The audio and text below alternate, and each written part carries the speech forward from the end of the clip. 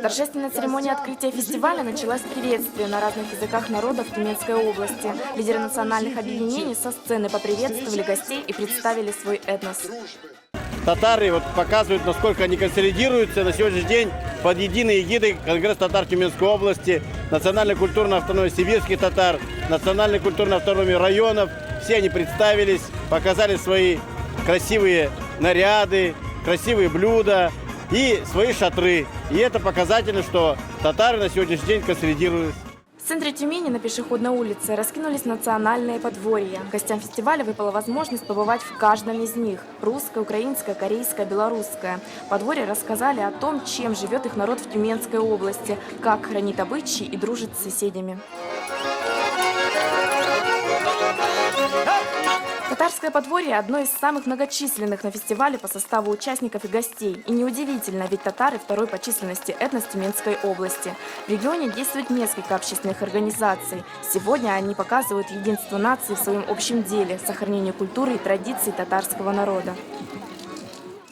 Национальное подворье сибирских татар представлено очень обширно. Здесь представлены и предметы быта, традиции сибирско-татарского народа. Также представлена национальная кухня, игровая программа, песни, танцы нашего народа.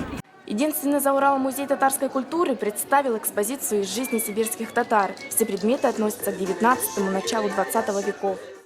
На сегодняшнем празднике Мост дружбы Имаевский музей представил инсталляцию избы, жилья сибирских татар.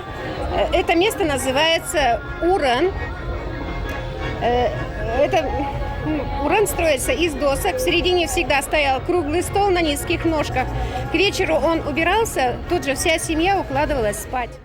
Рядом развернулась ярмарка национальных ремесел, где умелые мастера представили свои работы. И какой народ без родного языка. В рамках фестиваля состоялась акция «Я говорю по-татарски».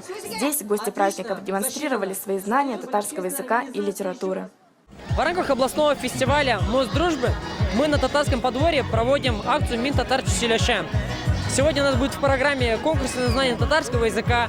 Также познакомим гостей нашего подворья с особенностями татарского языка. Проведем различные конкурсы. Гостеприимство татар известно во всем мире. Участников фестиваля встречали национальными угощениями – плов, суп с лапшой, знаменитые сибирские баурсаки и чак-чак. В народных играх и забавах приняли участие представители власти.